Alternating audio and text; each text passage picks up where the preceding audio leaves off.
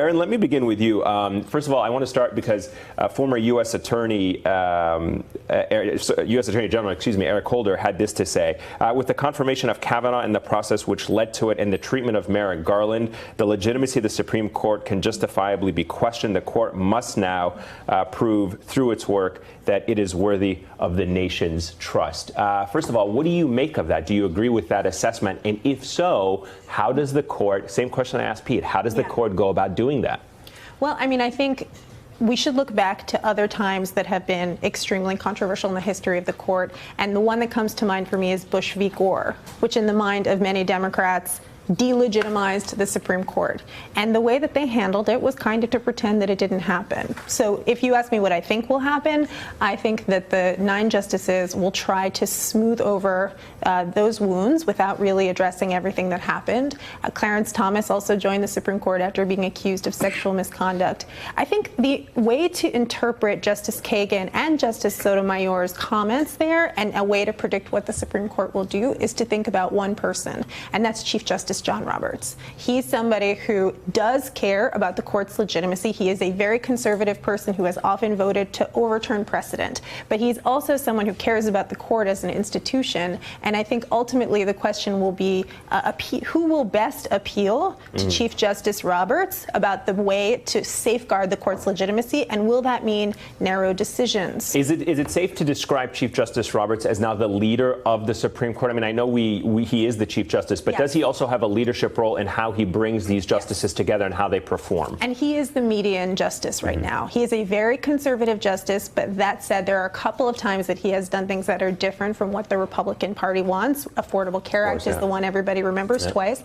And so I think the question will be, how does he see his role moving forward? And I suspect that we don't know how Brett Kavanaugh will be, but I think that what all of the liberals on the Supreme Court are going to try to do is to try to tamp down the differences and show Chief Justice Roberts that they are willing to work together to safeguard the long-term legitimacy of the court. Phil, a lot of people have been asking this question, is the confirmation process broken? I know that you wrote about how the White House and Republicans actually orchestrated the Kavanaugh confirmation, all the stuff that happened behind the scenes, kind of getting him fired up in his own defense, and ultimately how they saw it through. And the question now becomes, is this the new template for how future nominees will be confirmed when there is firm opposition or when there's any kind of shadow of a doubt about whether they are qualified or not?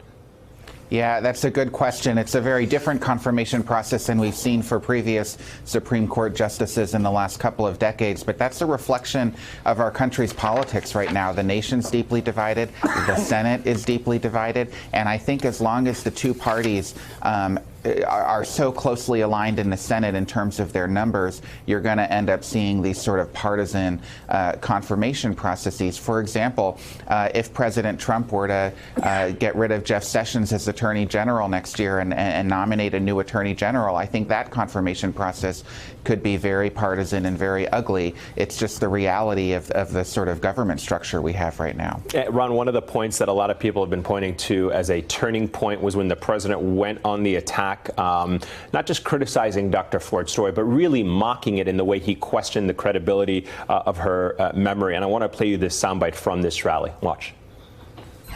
I thought I had to even the playing field because it was very unfair to judge. Now I can, very nicely say Justice Kavanaugh. Right, right. It was a very unfair situation, so I evened the playing field. And once I did that, it started to sail through. He was treated very, very unfairly. Okay, so that was him explaining why he mocked her and saying that it kind of leveled the playing field to some extent by him going on the offensive there. What do you make of that of the presidential argument he made? Well, in a certain sense, it's a double-edged sword. On one hand, people have said that it was to motivate his base and make sure that there's no enthusiasm gap come the midterm elections. On the other hand, Democrats said it motivated them because he's politicizing a process that shouldn't be. And so as a consequence, what we don't know is really what the enthusiasm gap is. Will it widen? Will it narrow come the November midterms? And who did it motivate more? Did it motivate the Democrats because it's inappropriate for a president to make claims like that and level those types of accusations against a alleged sexual assault victim? Right. Or does he really, get Republican turnout higher than it would have otherwise been. And I think that's an unanswerable question for another, nearly 30 days. We're seeing some in the House side, Nancy Pelosi to be specific. We also heard yesterday from Representative Ted Lieu, Jerry Nadler, all saying that, they want to either subpoena the documents and the communications between the FBI and the White House to find out how narrow of a scope the FBI was given in investigating the background of Justice Kavanaugh and all these allegations. Is that something doable at this stage? And if so, what do they gain out of this come the midterms? No, I mean, that's what they have to do. That's the purpose of the Congress, to provide oversight, and that's why you have to win an election to get your subpoena power to go through. I think, too, the answer to the question you asked, Ron, about the president's comments was very useful for Republicans. The president could go out there, make their case, everyone pays attention, and then Jeff Flake and Susan Collins can wring their hands and say, oh, that was the way he said that was very wrong, and still vote for him. He provides the cover. They draft off the cover, and they get their man through. And let's also point out, you played that clip from Judge Jeanine Pirro. Really fascinating thing that's going on is that Judge Kavanaugh made his case with his wife sitting next to him on Fox News, put an op-ed in the Wall Street Journal explaining his case. The president goes on that show on Fox News explaining his comments. You just have this siloing of opinion that is a sidestep and an end around the actual discourse in America. I do think that's that been part and parcel of the Trump administration thus far. And it works, and everything we've seen, this has been extremely effective strategy to jam a guy through without an apology, with only 51 votes. This is definitely how politics, I mean, they think it's a winning strategy. It has been a winning strategy. Does it all add up to the court's legitimacy or illegitimacy? There's just one word I wanted to say, and Aaron was hinting at it: institutionalist. And I think it really all does come down to John Roberts, who thinks of the court as an institution and wants to retain the legitimacy of the court. Because for everything else that's going on in politics and the media, the court's legitimacy kind of comes down to those 9 people, and they could preserve it, which is good for America if they preserve it as a legitimate institution. There has been this kind of Republican talking point about who the victims are here, whether it is white men or the women. I know that sounds kind of bizarre that we're even talking about that, but the president actually said that women were happy to see Judge Kavanaugh, now Justice Kavanaugh, confirmed. Here's what he said about women's reaction to this confirmation.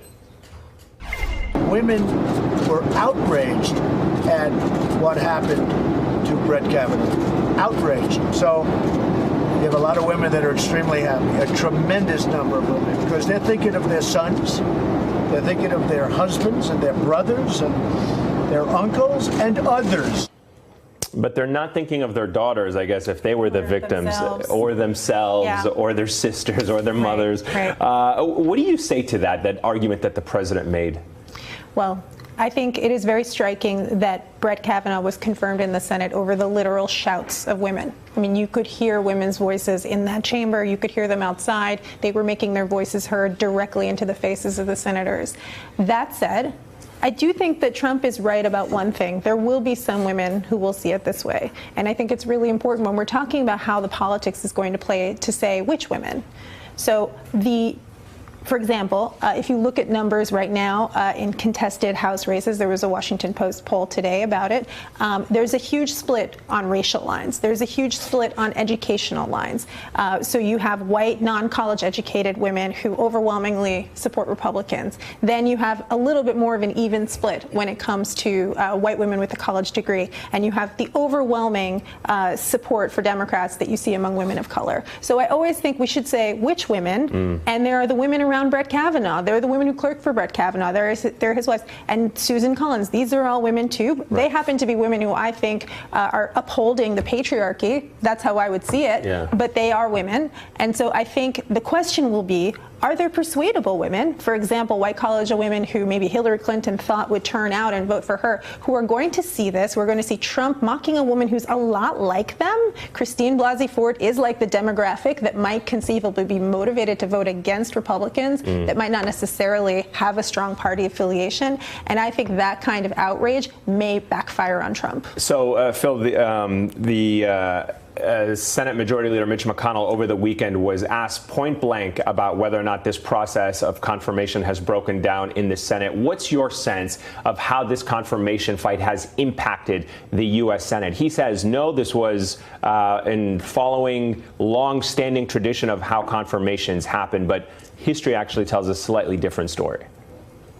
Yeah, well, the process, I think, has created a real partisan divide, more of a partisan divide in the Senate. You saw Lindsey Graham, Republican from South Carolina, who had that sort of angry moment during the Kavanaugh hearings a couple weeks ago. You saw him this weekend say, look, I'm as angry as I've ever been, and I'm going to go out and campaign against some of my colleagues in the Senate. I talked to President Trump shortly before the vote on Saturday, and he told me that Lisa Murkowski, the Republican senator from Alaska, the only Republican who voted no on Kavanaugh's confirmation, would be in serious trouble, predicted her defeat in a primary 4 years from now. And so you see both sides really digging in, and it's created this partisan divide in the Senate that unfortunately I think is probably going to continue unless there's a shift in the atmosphere there. Hey there, I'm Chris Hayes from MSNBC. Thanks for watching MSNBC on YouTube. If you want to keep up to date with the videos we're putting out, you can click subscribe just below me or click over on this list to see lots of other great videos.